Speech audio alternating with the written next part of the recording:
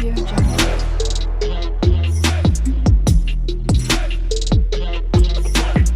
Audio Jungle.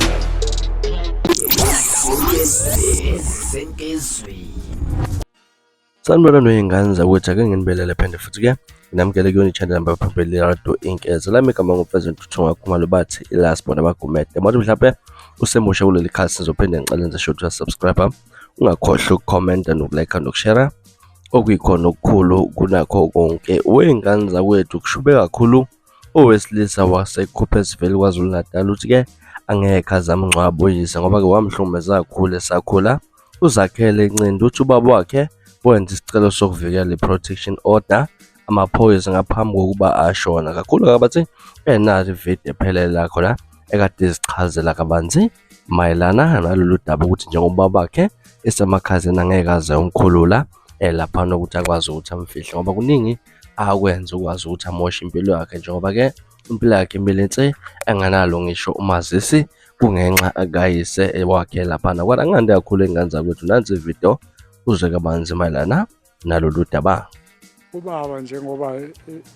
sikhulisa umama ubaba wasikhulisanga ubaba wasilahla sibancane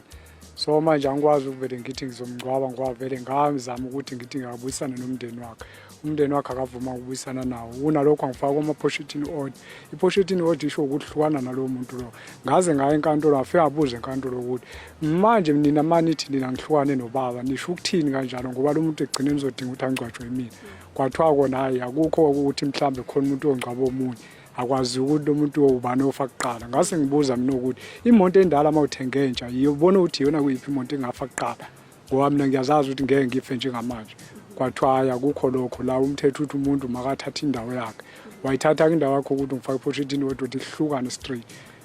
Ubaba wayekufakeleleni i-protection order baba? Wayethe ngiyamhlukumeza la ekhaya ngimjaha ngombese ngenza yonke into ngidla imali yakhe namantombazana ngiphuza utshwala.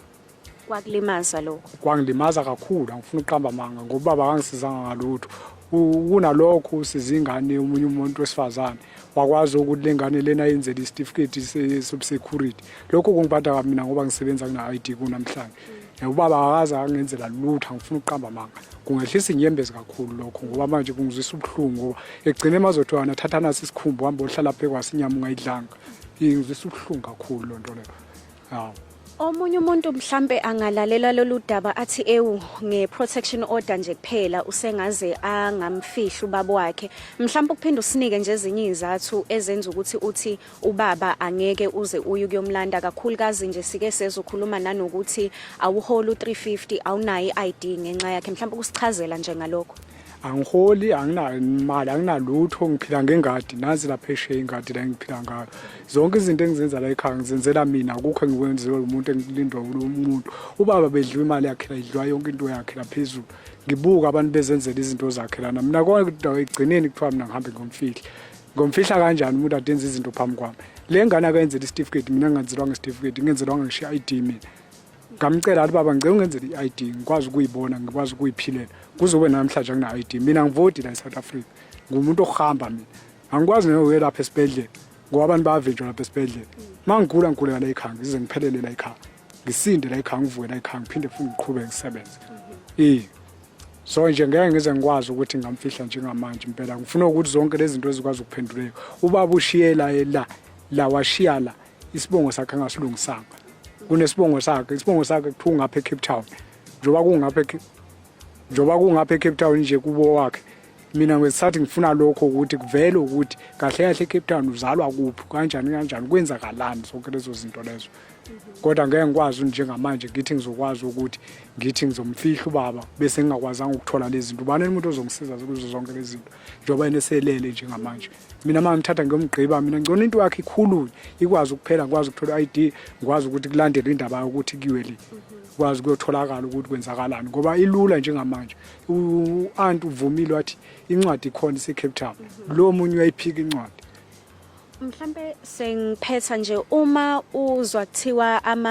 amamoshari lawa awakahulumeni agcwele anemzimba engalandiwe mhlambe kuyakwenza yini ukuthi uthi ubaba ungahle umlande ngenxa yalokho ukuzuzolekelela ngokwehlisa isibalo sabantu abangalandiwe kumamoshari noma nalokho akukunyakazisi? Kunzima kakhulu. Angifuni ukuqamba ma kunzima kakhulu sisi futhi bengizitshelile mina njengoba ngibona ngisebenza ngenza konke into la ekhaya ukuthi ngiphumile out kuyena kodwa ngokubuka ngesimo sokulalela nesokuzwa usungagcina usuthi yakwenza kodwa manje egcineni futhi kwizindleko ngoba lo muntu ungishiye ngenalutho ungenamali ngenalutho yabo so manje ngizokwenza ngani mina kumanje kwakumanje ngiphelele nje wanginje nampo phaca kuphela ngihambe ngani ke ngoba nginamali akunalutho nama-toilet akade ebhaliselwa awabhaliselanga i-toilet ilabhaliswa sebhaliswa umfowethu ngoba wayekhona la ekhaya owakwethu ngizalwa naye walibhaliswa qedwa hamba bafika la bantu babhalisa ama-DP mina ngithola nga-DP anginawo ubaba indlu yakhe yaphuma la kwaMeseni dala yaphuma indlu yakhe la kwaMeseni ikhona la kwaMeseni kodwa yagcina isidayiswa ngoba ibangesavela isakhuluma indaba yayo mina ngayiluza leyo ndlu leyo